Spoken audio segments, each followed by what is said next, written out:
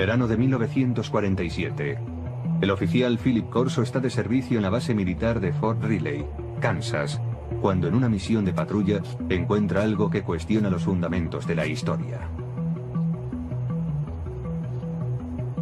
Corso era militar de carrera, un oficial muy respetado en los servicios de inteligencia, con capacidad de decisión en caso de guerra. Pero juró que en un edificio abandonado dentro de un cajón de embalaje se guardaba el cuerpo de un ser de otro planeta. Corso publicaría esta y otras revelaciones en un libro llamado El día después de Roswell, que se convertiría en un bestseller tras su publicación en 1997. 5 coroneles acudieron a una sesión de firma de libros y confirmaron que todo lo que mi padre había escrito era correcto. Corso murió en 1998. Pero los datos que reveló en su libro siguen suscitando polémica. A continuación, trataremos de analizar su carrera militar y sus sorprendentes declaraciones acerca de los ovnis.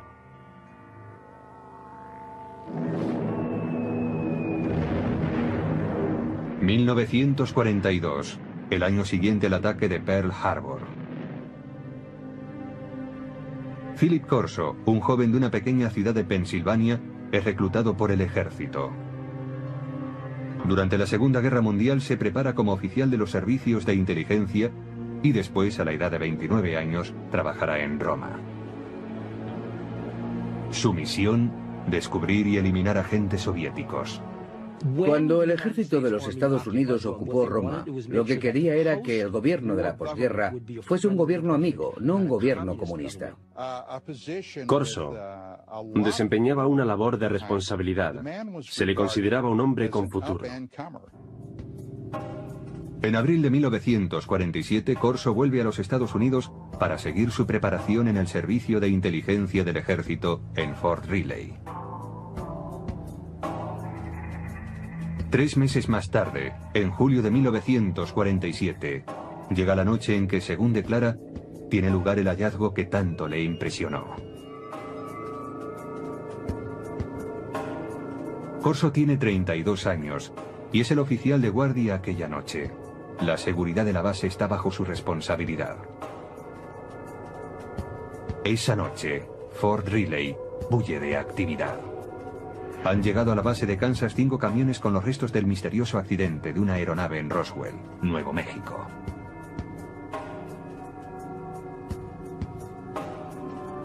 Corso, como oficial de inteligencia, está intrigado por el cargamento. Y hacia las 11 de la noche, entra en el edificio donde se ha dejado la carga.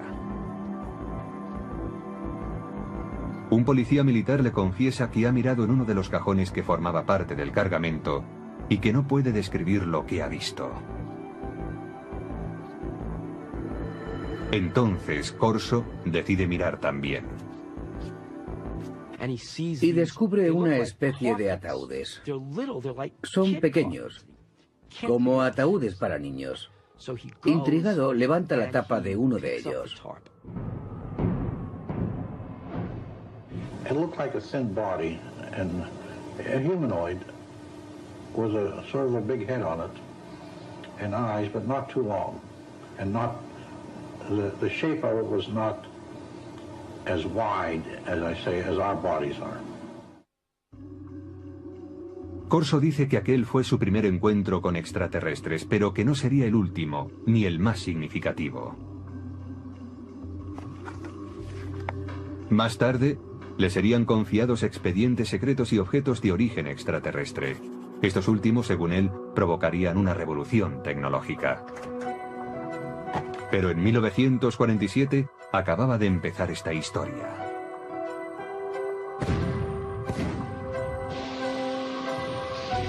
La Guerra de Corea, iniciada en 1950, abre un paréntesis en las reflexiones de Philip Corso sobre seres extraterrestres.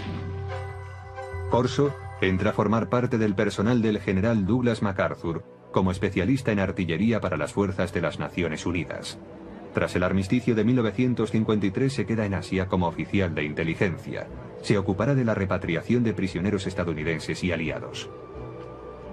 Llegué a conocer a Philip Corso porque se encargó de la liberación de prisioneros de guerra en el lejano Oriente, a las órdenes de MacArthur, y más tarde fue oficial de proyectos especiales en el Consejo de Seguridad Nacional, trabajando para Eisenhower en la Casa Blanca. Según su expediente militar, Corso es ascendido al rango de teniente coronel en julio de 1953. Según afirmó, fue asesor personal del presidente Dwight Eisenhower, al que informó de la creciente infiltración del KGB en la CIA.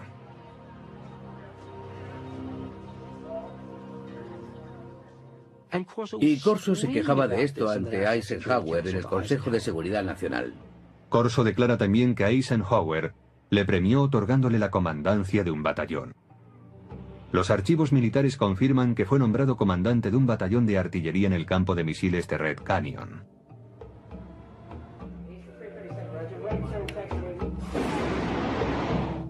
En octubre de aquel año, Corso está al mando de un batallón en Alemania Occidental, donde desarrolla nuevas estrategias de tiro para ataques nucleares.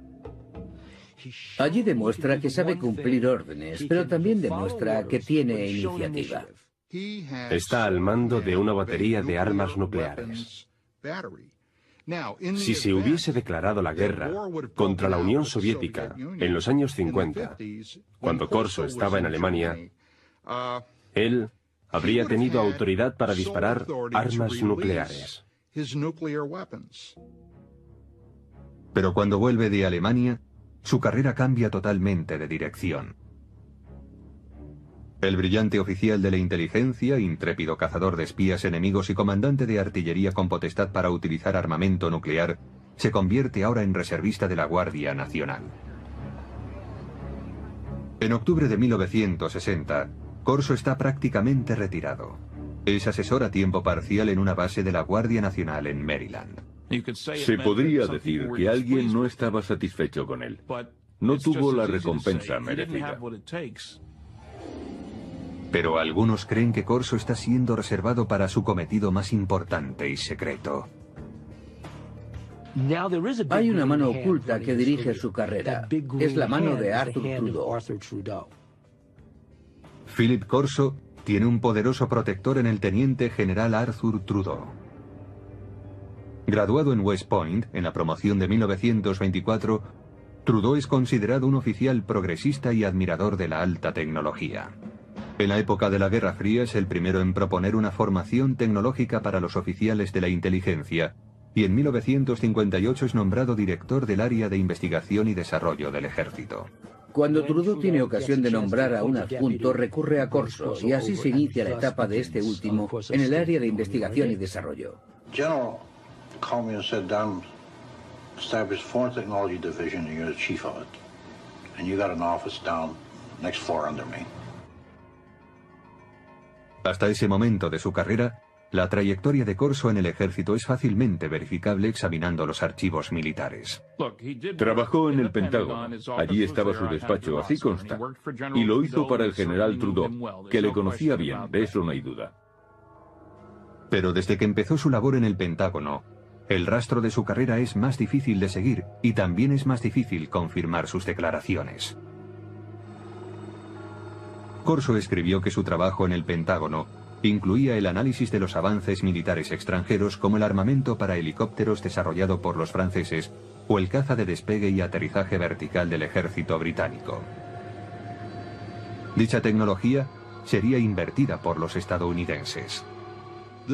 Los militares han desarrollado a lo largo de los años una serie de proyectos dirigidos a copiar dispositivos tecnológicos provenientes del extranjero. Así, una de las tareas de Corso era acceder a esa tecnología extranjera, como la francesa, e invertir su ingeniería. Si se descubría algo bueno, era incluido en los planes tecnológicos propios. Invertir la tecnología enemiga resultó algo habitual en la época de la Guerra Fría. Los soviéticos utilizaron los aviones Sabor capturados de los norteamericanos para invertir su tecnología, y los Estados Unidos utilizaron los MiGs capturados para invertir la ingeniería soviética. La tarea de Corso implicaba estudiar la tecnología extranjera, pero su trabajo cambiaría pronto. Poco después del 20 de julio de 1961, dice Corso, el general Trudeau le llama a su despacho y le adjudica una labor sorprendente: examinar la tecnología de la nave extraterrestre que se estrelló en Roswell, Nuevo México, en 1947.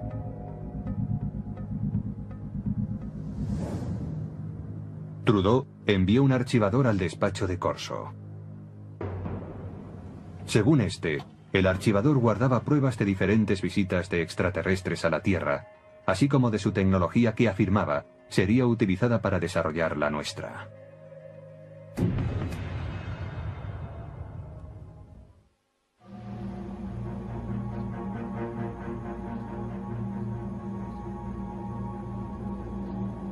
Philip Corso declaró que en 1947 él había visto los cuerpos de los extraterrestres cuyo ovni se había estrellado cerca de Roswell, Nuevo México. La descripción de Corso coincide con la de aquellos que se declararon testigos del accidente.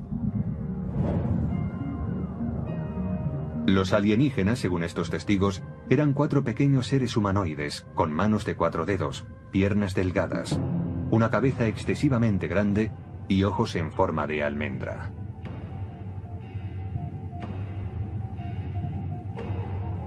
Dichas descripciones aparecen supuestamente en los documentos clasificados por los investigadores del gobierno. Hasta el día de hoy, dichos documentos no han sido autentificados.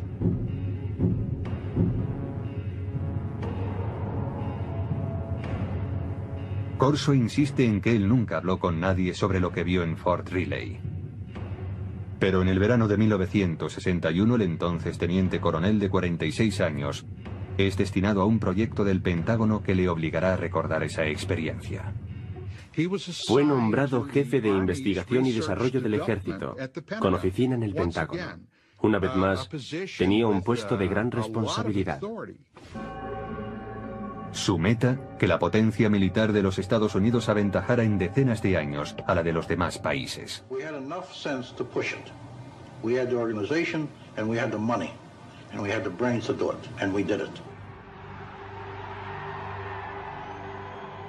Durante la época de la Guerra Fría, dice Corso, preocupaba mucho al gobierno que los rusos llegasen a tener acceso a los materiales extraterrestres o, lo que era aún peor, que los alienígenas utilizaran su superior tecnología para invadir la Tierra. Según Corso, un armario archivador contiene los extraordinarios utensilios hallados en Roswell.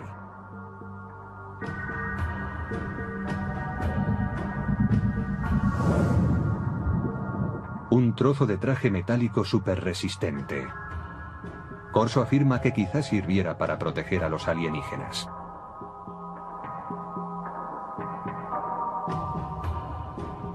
Un tubo que parece lanzar una potente luz roja.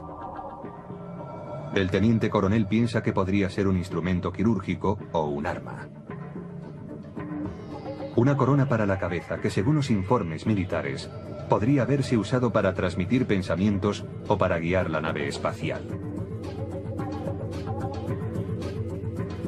Circuitos impresos en miniatura, posiblemente un microcircuito prefabricado.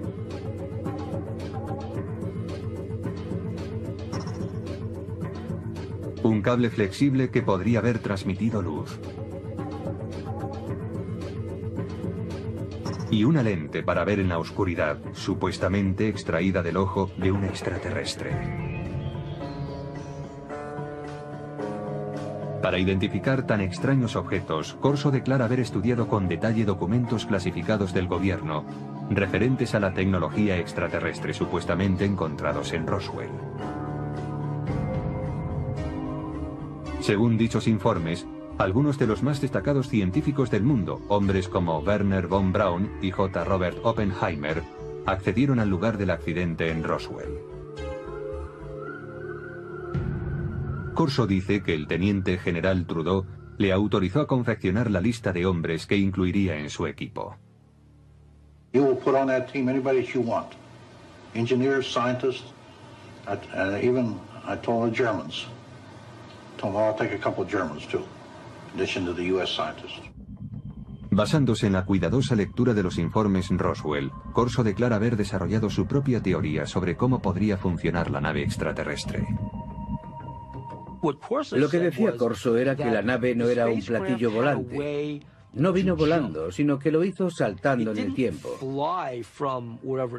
Decía que eso era todo lo que sabía, que había una especie de onda alrededor de la nave, que hacía suponer que se trataba no de una nave espacial, sino de una máquina del tiempo. Y la razón es que para recorrer tan enormes distancias, tenía que abandonar lo que nosotros conocemos en física como un continuum espacio-tiempo, desprenderse de eso y aparecer repentinamente en otro lugar. En las notas personales de Corso hay dibujos que detallan sus conceptos. Corso especula con que la nave extraterrestre fuese manejada mentalmente por un mecanismo encajado en el cráneo del alienígena. Parece que si se gira la corona en torno al cráneo del alienígena, las tomas electromagnéticas se encajarían con determinadas partes de su cerebro. Una vez concluida la investigación, Corso decide que está preparado para ir más allá. Su aplicación. La tecnología extraterrestre que, según él, procede de Roswell, es mostrada a determinadas firmas para su desarrollo. Traten de imaginar qué sucedería si una nave espacial se estrellase contra la Tierra y en ella hubiese un fabuloso dispositivo tecnológico y alguien como Corso entregara ese material a unos laboratorios de investigación diciendo: averiguad cómo funciona esto. El resultado, sostiene Corso, fue el replanteamiento de todos los avances tecnológicos producidos hasta entonces.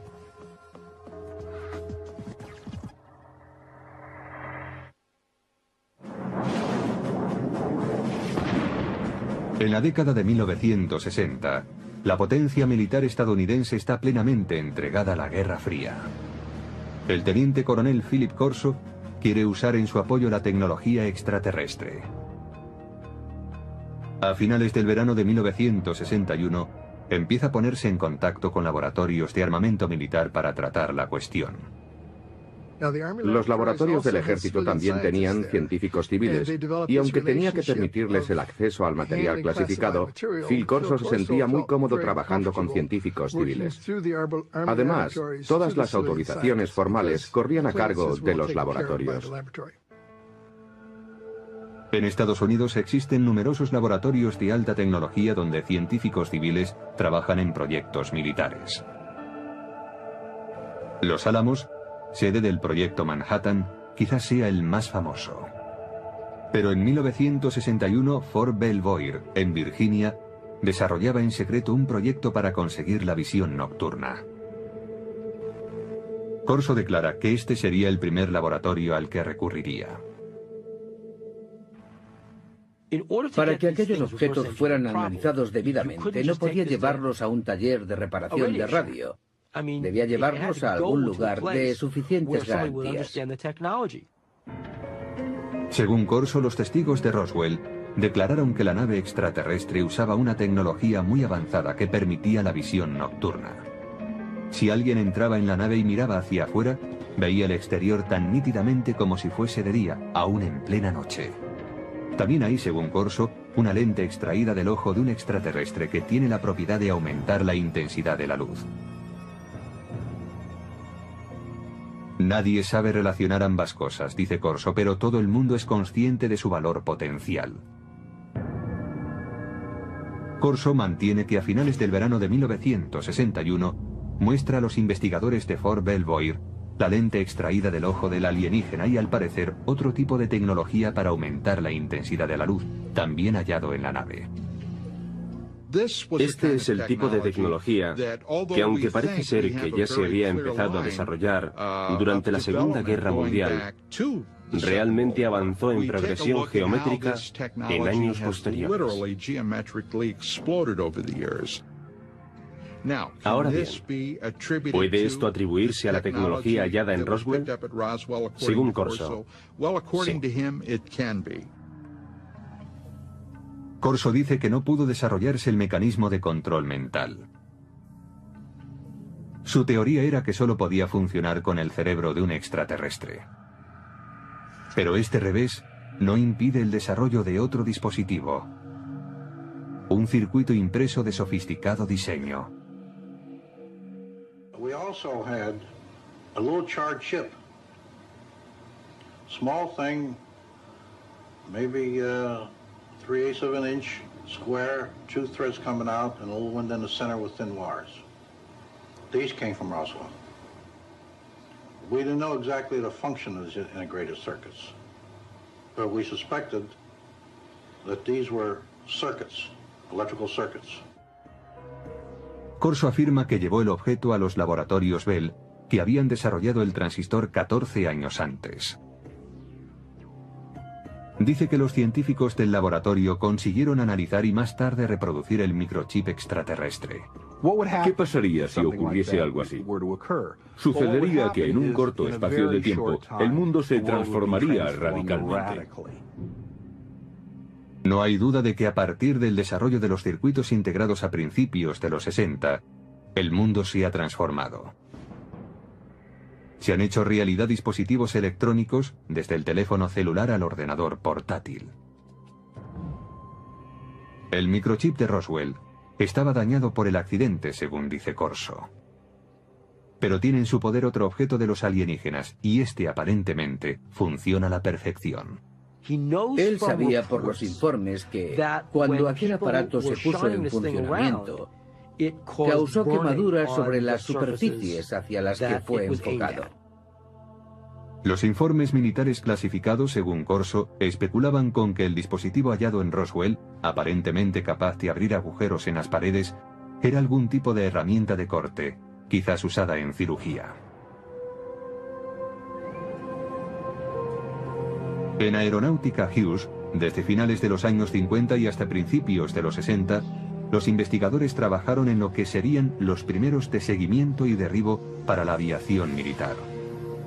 Pero los ingenieros tuvieron problemas a la hora de diseñar un dispositivo práctico. Esto fue así, dice Corso, hasta que él les mostró la extraña herramienta de origen alienígena.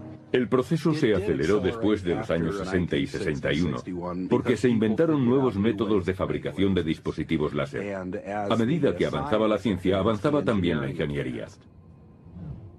Según los informes, el archivador citado por Corso contiene otro tesoro encontrado en Roswell.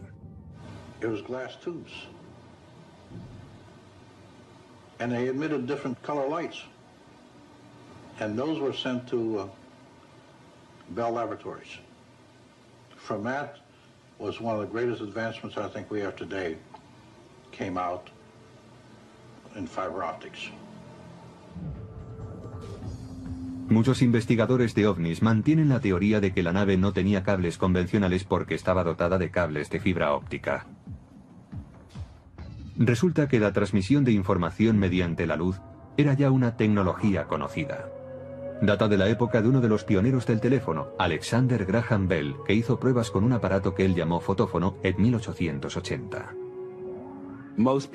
Casi nadie ha oído hablar de él, pero muchos científicos de la época creían que el fotófono era un invento mucho más meritorio que el teléfono. El fotófono era una manera de transmitir la voz mediante un rayo de luz. La investigación instada por Corso determinó que la transmisión de datos por medio de la luz era inviable debido a que no se podía dirigir un rayo de luz con capacidad para desviarse al hallar un obstáculo. Pero Corso confiaba en que el dispositivo de Roswell podría contener la solución. Estudiaron aquella fibra de vidrio y vieron que la luz podía desviarse, es decir, podía trazar curvas. Llegaron a la conclusión de que aquello se debía al revestimiento del cable. Aquella era la clave para hacer funcionar la fibra óptica. Aunque el uso de la fibra óptica no se generalizó hasta los años 70, los investigadores de ovnis creen que el revestimiento del dispositivo extraterrestre, una capa externa que cubría la fibra conductora, es lo que posibilitó el avance de la fibra óptica en nuestro planeta. Corso también examina algunas fibras muy resistentes que, según los informes militares, proceden de los trajes de los alienígenas. The first thing of the fabric that amazed me was a thread that I couldn't cut with a razor blade. Just a thread. Corso ofrece en su libro una teoría referente a las fibras que componían el tejido de los trajes alienígenas.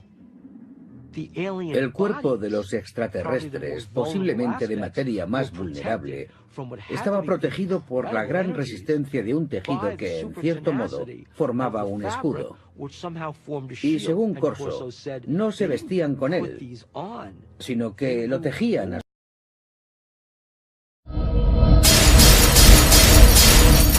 su alrededor.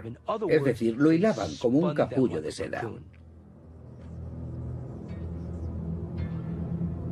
Corso se pregunta si estas fibras tan resistentes tendrían aplicación como material antibalas para ser usados por los cuerpos de seguridad y por el ejército. Corso asegura que el ejército intentó llevarlo a la Universidad de Colorado para tratar de fabricar dicho material. A mediados de la década de los 60 hubo grandes avances en cuanto a tejidos resistentes. Usaban la tecnología de los polímeros, el tipo de moléculas que, decía Corso, estaban presentes en el tejido extraterrestre. En 1965 se inventa el Kevlar, un tejido que se usaría en chalecos antibala. Una prueba más, según Corso, del impacto de la tecnología extraterrestre.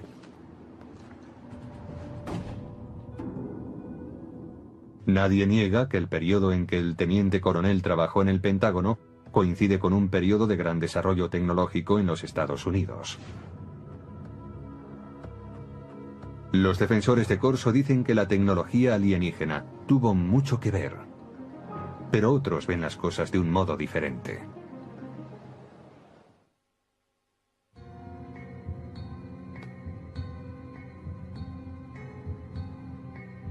En su libro El día después de Roswell, el teniente coronel Philip Corso declara haber introducido la tecnología extraterrestre hallada tras el incidente de Nuevo México en la agenda de los militares estadounidenses.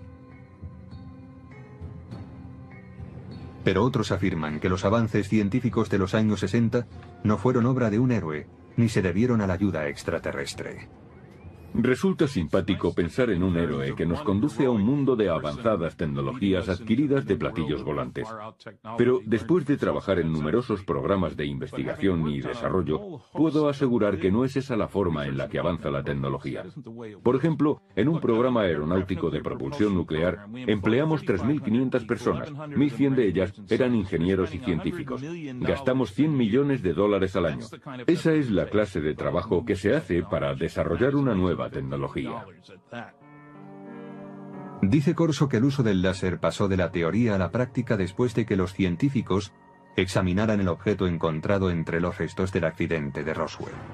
Pero para los historiadores, eso es ciencia ficción. El láser es un buen ejemplo para aclarar que un invento no surge de la noche a la mañana. No se produce porque a un científico le llegue la inspiración, baje a su taller del sótano y 15 minutos después obtenga un rayo láser. En realidad, el estudio del láser empezó en 1951, cuando un físico de la Universidad de Columbia estaba dando un paseo por Washington. Aquel físico era Charles Townes. Me desperté pronto aquella mañana, preocupado por no haber llegado a ninguna conclusión. Después del desayuno salí a dar un paseo por el parque. De pronto pensé, un momento, podemos disponer de toda una colección de moléculas, todas ellas activadas por un exceso de energía. Me puse a hacer números y comprobé que podía hacer que aquello oscilara. Necesitó 2 años y $50.000 de subvenciones gubernamentales antes de presentar un prototipo de láser de microondas, aunque escasamente operativo. El primer dispositivo láser utilizaba microondas, no luz. La versión emisora de luz no estuvo operativa hasta 1960, 9 años después de que el profesor Townes iniciara sus investigaciones. En cuanto a la aportación de los alienígenas... No, los extraterrestres no tuvieron nada que ver con la tecnología del láser y en realidad yo tampoco. No creo que los extraterrestres nos hayan dado ninguna información. Mientras que el desarrollo del láser se produjo con lentitud, los circuitos integrados avanzaron rápidamente. Pero el mayor logro de los científicos vino mucho después de que Corso se jubilase. El verdadero avance tuvo lugar en 1971, cuando un hombre llamado Tim Hoff introdujo un microprocesador en una pieza de silicona, una computadora en un chip. Lo que sucede básicamente en un circuito integrado es que controlamos el flujo de electrones, o en ciertos casos, la ausencia de electrones. Ted Hoff, conocido como el arquitecto del microprocesador, empezó a trabajar con circuitos integrados en 1968. Hoff refuta la declaración de Corso según la cual un chip alienígena hallado tras el accidente de Roswell hizo posible una versión terrestre. En un accidente, se puede suponer que se han producido daños, y estos daños pueden hacer aún más difícil el análisis de un objeto. Incluso cuando se dispone del objeto, se necesita un contexto. Quien haya visto este objeto en aquellos días, sin un contexto en el que enmarcarlo, en otras palabras, sin saber para qué servía, tendría incluso menos posibilidades de entenderlo. Hoff dice además que para reproducir un circuito integrado, como Corso dice que se hizo en 1961, habría sido necesario un microscopio electrónico de exploración, el cual no se inventó hasta 1966. Incluso si se observan hoy en día estos objetos, su resolución es tal que los microscopios ópticos ordinarios no podrían apreciarla. Haría falta algo más sofisticado. No creo que en aquel tiempo nadie hubiese podido imaginar qué cosa era aquella. Philip Corso dice también que el cable de fibra óptica extraterrestre inspiró a los científicos. Pero los científicos no apoyan su afirmación, porque la fibra óptica requirió una confluencia de tecnologías que fueron apareciendo a lo largo de décadas. La idea empezó a ser realmente interesante en 1965, cuando el láser ya estaba disponible. Alguien supuso entonces que se podía dar un uso comercial a la fibra óptica. Y así, poco después, el proyecto fue abordado por un trío de inventores en Corning. Consiguieron por fin fabricar fibra óptica en 1970. La luz de un láser mejoraba la fuerza de la señal. El equipo de investigadores de Corning Glass creó una forma de sílice fundido. Este purísimo material de vidrio era capaz de transportar 65.000 veces más información que el hilo de cobre. La fibra óptica ya era algo interesante desde el punto de vista comercial, 10 años después de que Corso proclamara haber acelerado la tecnología. Ese fue el verdadero logro de Don Deck, Peter Schultz y Bob Maurer. Encontrar esa forma tan innovadora de fabricar vidrio. Corso declaró también que su secreto había inspirado un salto cuántico en la tecnología de la imagen. Pero los expertos afirman que la tecnología para convertir la noche en día también llevaba décadas desarrollándose. El proceso fue evolucionando paulatinamente. Había empezado allá por 1940, cuando se suministraron a los ejércitos aliados, en la Guerra del Pacífico, pantallas de radar con intensificación de imagen. El primer dispositivo de visión nocturna empleaba la formación de imágenes térmicas. Desarrollado por los alemanes durante la Segunda Guerra Mundial, convertía energía calorífica en un espectro visible usando una luz infrarroja y un receptor. Más tarde, a principios de los 60, William Spicer, un investigador del Departamento de Defensa, creó un mecanismo para la intensificación de la imagen. Los científicos de Fort Belvoir se basaron en sus trabajos. La intensificación de imagen no requiere luz adicional. Funciona como un receptor de radio para ondas lumínicas, amplificando la luz existente.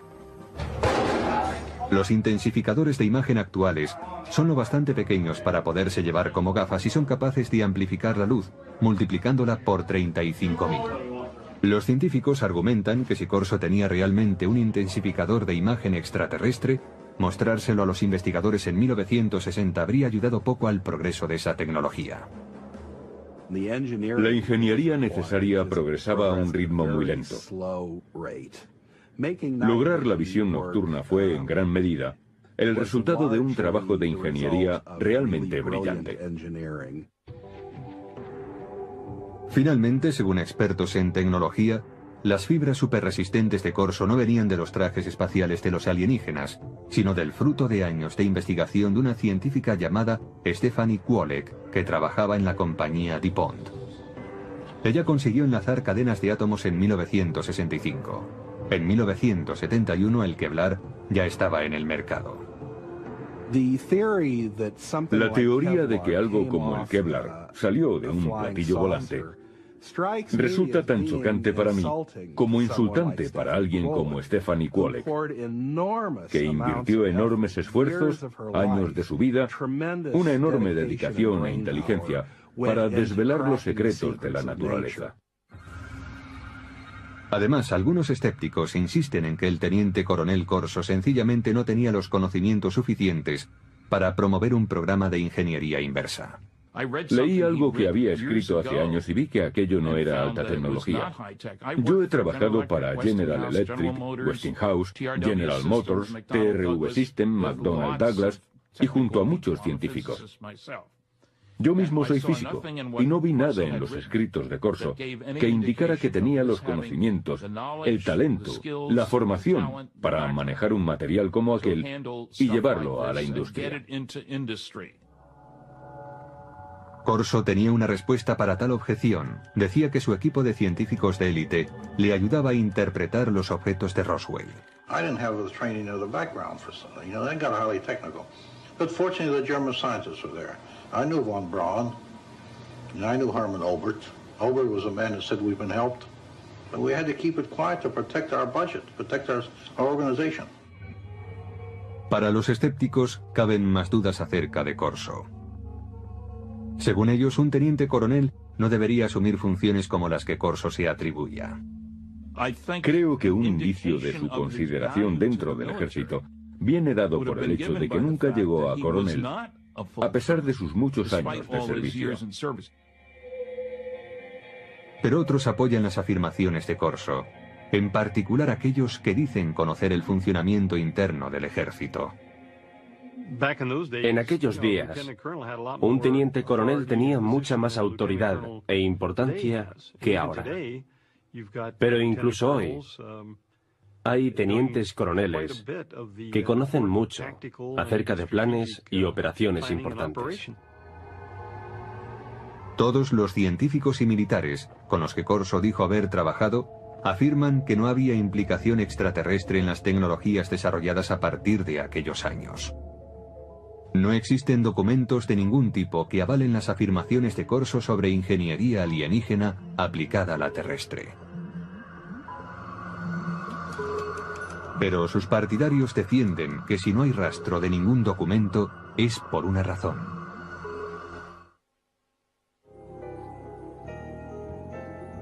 Quienes creen que una nave extraterrestre se estrelló cerca de Roswell coinciden en una cosa: el gobierno ocultó sistemáticamente la verdad. El gobierno de los Estados Unidos y otros gobiernos del mundo han ocultado pruebas para dar este asunto por concluido, pretendiendo así acabar con el misterio. Philip Corso alega que él también debía mantener en secreto su programa de ingeniería inversa. We couldn't discuss it. We made a decision. It cannot be discussed outside of us. We're doing good. We have the authority, we have the money for our R&D projects. Well, that's fine. Let's keep it that way. Let's not get mixed up in the murky area of whether they exist or not. En cuanto a la contribución de Corso a los avances de la ciencia, los escépticos dicen que la tecnología que él declara haber impulsado por aquella época ya estaba a punto de aparecer. Como prueba, aluden a la famosa corona de control mental, una tecnología extraterrestre que Corso reconoció que no pudo ser desarrollada. Hoy está en camino de convertirse en realidad sin su ayuda. Desde los años 70, los científicos han estado experimentando con las ondas cerebrales salidas del electroencefalógrafo para suministrar información y alterar el comportamiento. En la actualidad es posible usar juegos como este que informan a través de un electroencefalógrafo para aprender a controlar los estados del cerebro. Pero la tecnología del control mental ha avanzado más aún. Going to open the first email, which says congrats. En 2004, la FDA autorizó a los investigadores para experimentar con unos diminutos implantes cerebrales diseñados para que las personas discapacitadas pudiesen controlar un ordenador con su pensamiento.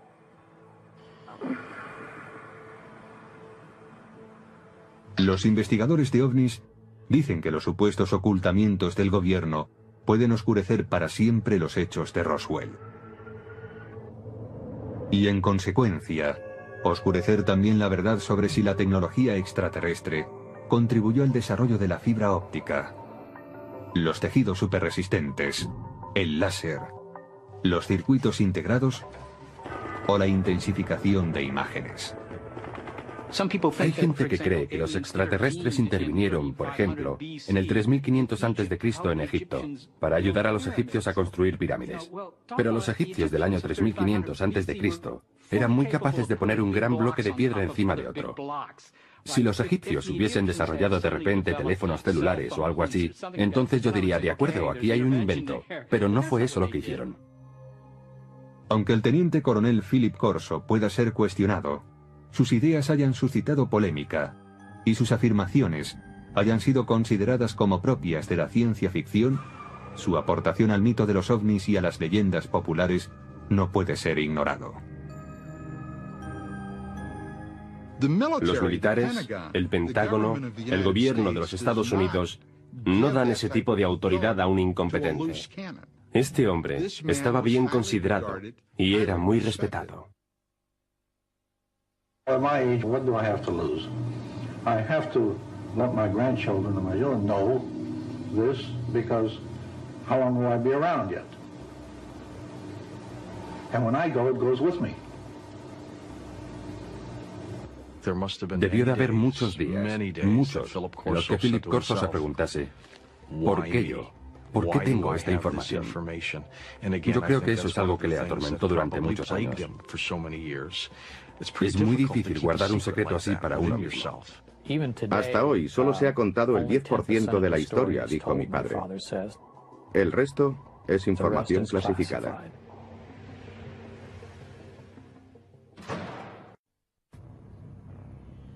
Julio de 1947, Roswell, Nuevo México. Muchos creen que los restos encontrados en el desierto cerca de esta pequeña ciudad pertenecen a un ovni. La pregunta es, ¿existen los ovnis? La respuesta es sí. Aún perdura la controversia sobre lo que aconteció allí aquella noche. Un exoficial de inteligencia del ejército de los Estados Unidos ha contribuido a la polémica.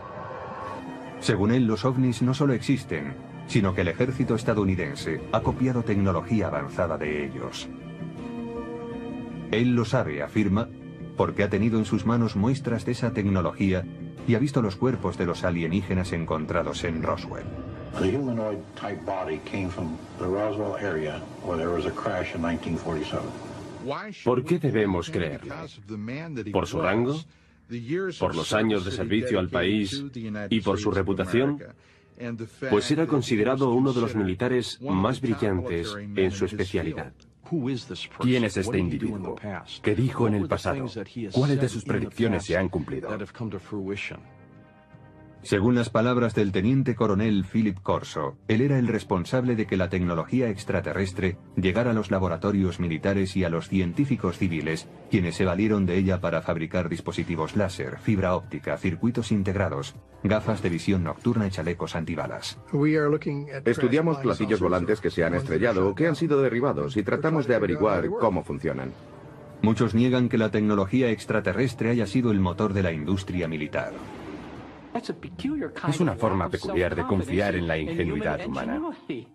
Supe que Philip Corso no decía la verdad gracias a una serie de cosas. ¿Será la historia de Philip Corso fruto de su fantasía y su ambición? ¿O la confirmación de que en Roswell se estrelló un ovni en 1947? ¿Se inició realmente gracias a ese hecho un programa militar secreto que incorporaba la tecnología extraterrestre a la industria armamentística?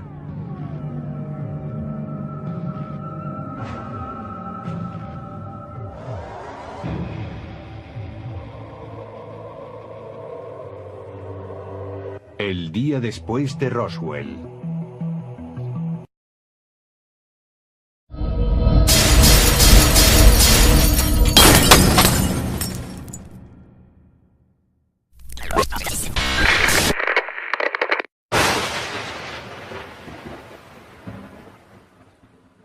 asuntos especiales en el Consejo de Seguridad Nacional, trabajando para Eisenhower en la Casa Blanca. Según su expediente militar, Corso es ascendido al rango de teniente coronel en julio de 1953. Según afirmó, fue asesor personal del presidente Dwight Eisenhower, al que informó de la creciente infiltración del KGB en la CIA.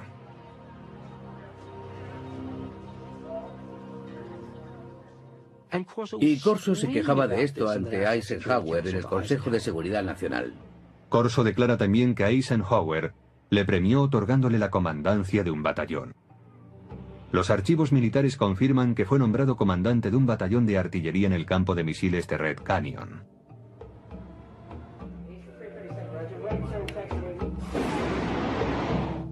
En octubre de aquel año, Corso está al mando de un batallón en Alemania Occidental, donde desarrolla nuevas estrategias de tiro para ataques nucleares. Allí demuestra que sabe cumplir órdenes, pero también demuestra que tiene iniciativa. Está al mando de una batería de armas nucleares. Si se hubiese declarado la guerra contra la Unión Soviética en los años 50, cuando Corso estaba en Alemania, él habría tenido autoridad para disparar armas nucleares. Pero cuando vuelve de Alemania, su carrera cambia totalmente de dirección.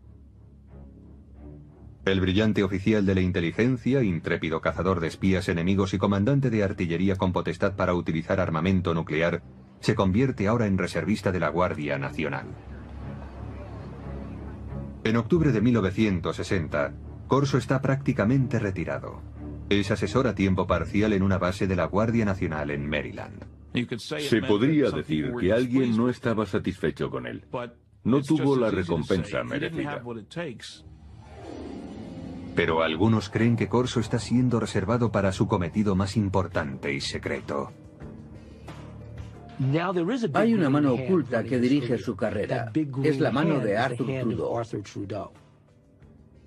Philip Corso tiene un poderoso protector en el teniente general Arthur Trudeau. Graduado en West Point, en la promoción de 1924, Trudeau es considerado un oficial progresista y admirador de la alta tecnología. En la época de la Guerra Fría es el primero en proponer una formación tecnológica para los oficiales de la inteligencia.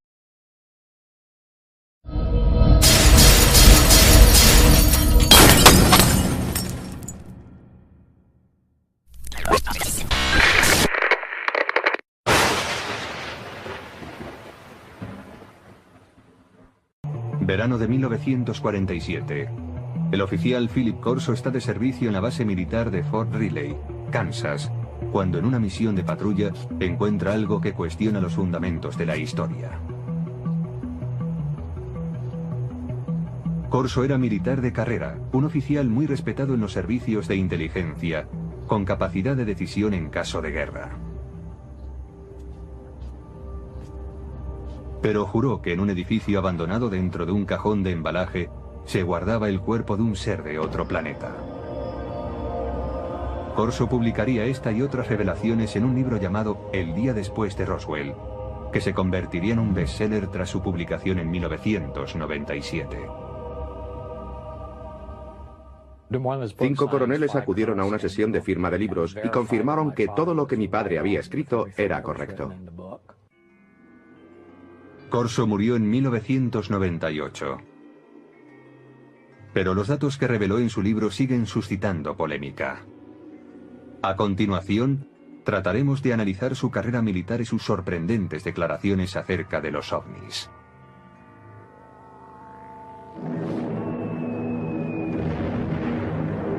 ...1942... el año siguiente al ataque de Pearl Harbor. Philip Corso, un joven de una pequeña ciudad de Pensilvania, es reclutado por el ejército. Durante la Segunda Guerra Mundial se prepara como oficial de los servicios de inteligencia y después, a la edad de 29 años, trabajará en Roma. Su misión, descubrir y eliminar agentes soviéticos. Cuando el ejército de los Estados Unidos ocupó Roma, lo que quería era que el gobierno de la posguerra fuese un gobierno amigo, no un gobierno comunista. Corso desempeñaba una labor de responsabilidad. Se le consideraba un hombre con futuro.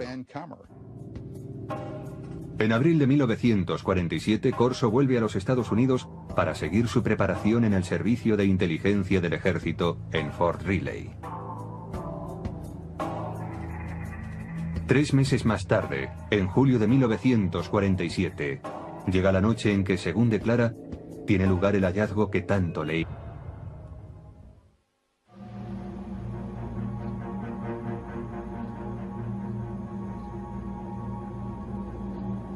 Philip Corso declaró que en 1947 él había visto los cuerpos de los extraterrestres cuyo ovni se había estrellado cerca de Roswell, Nuevo México.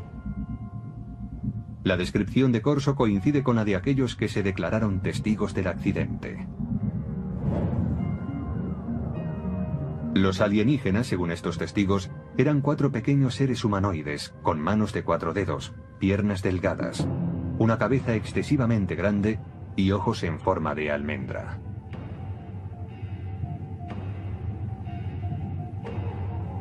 Dichas descripciones aparecen supuestamente en los documentos clasificados por los investigadores del gobierno. Hasta el día de hoy, dichos documentos no han sido autentificados.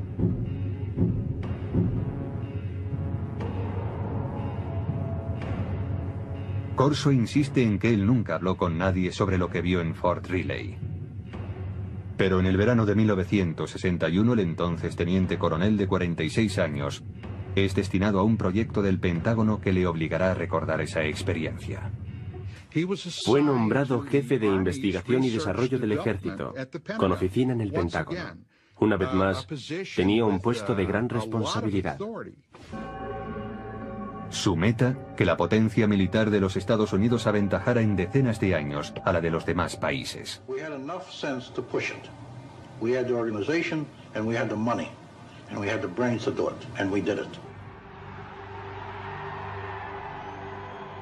Durante la época de la Guerra Fría, dice Corso, preocupaba mucho al gobierno que los rusos llegasen a tener acceso a los materiales extraterrestres o, lo que era aún peor, que los alienígenas utilizaran su superior tecnología para invadir la Tierra.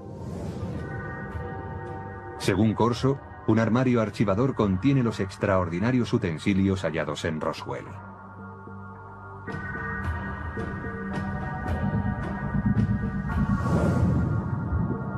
Un trozo de traje metálico superresistente. Corso afirma que quizás sirviera para proteger a los alienígenas.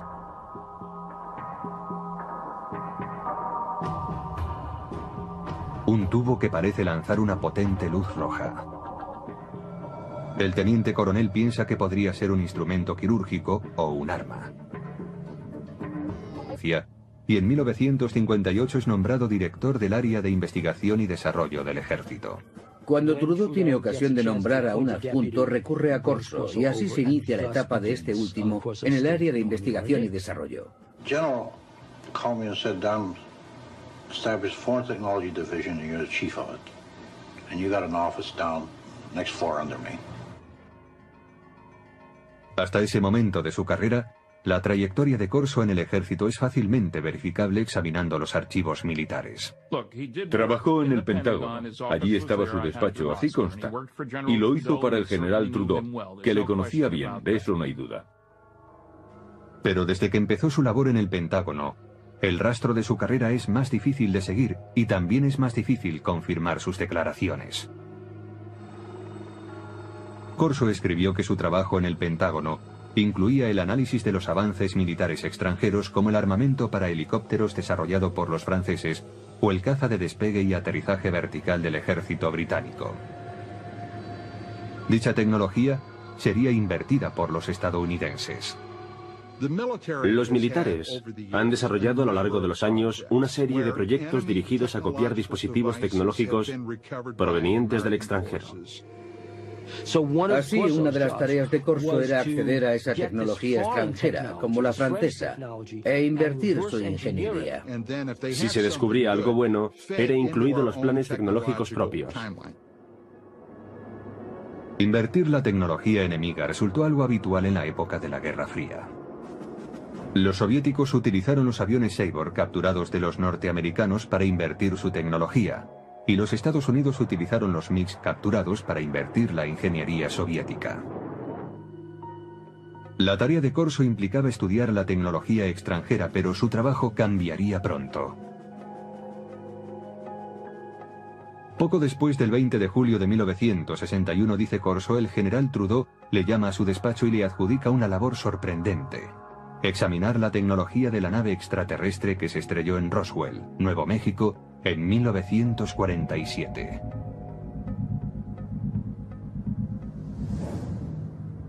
Trudeau envió un archivador al despacho de Corso. Según este, el archivador guardaba pruebas de diferentes visitas de extraterrestres a la Tierra, así como de su tecnología que afirmaba sería utilizada para desarrollar la nuestra. Impresionó. Corso tiene 32 años y es el oficial de guardia aquella noche. La seguridad de la base está bajo su responsabilidad.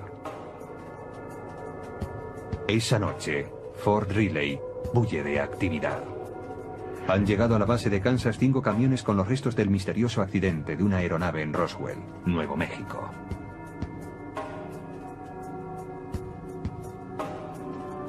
Corso, como oficial de inteligencia, está intrigado por el cargamento.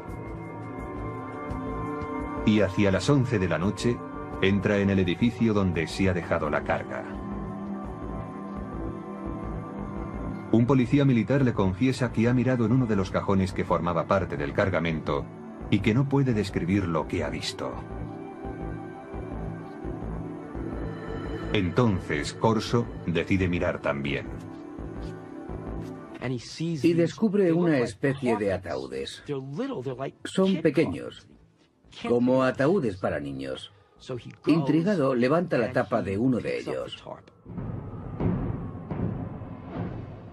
It looked like a thin body, and a humanoid was a sort of a big head on it, and eyes, but not too long, and not the shape of it was not as wide, as I say, as our bodies are. Corso dice que aquel fue su primer encuentro con extraterrestres, pero que no sería el último, ni el más significativo. Más tarde, le serían confiados expedientes secretos y objetos de origen extraterrestre. Estos últimos, según él, provocarían una revolución tecnológica. Pero en 1947 acababa de empezar esta historia.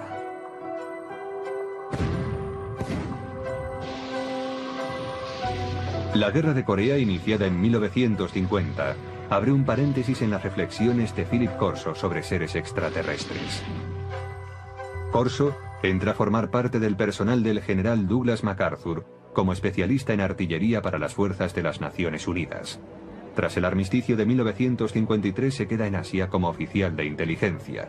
Se ocupará de la repatriación de prisioneros estadounidenses y aliados. Llegué a conocer a Philip Corso porque se encargó de la liberación de prisioneros de guerra en el lejano Oriente, a las órdenes de MacArthur, y más tarde fue oficial de proyecto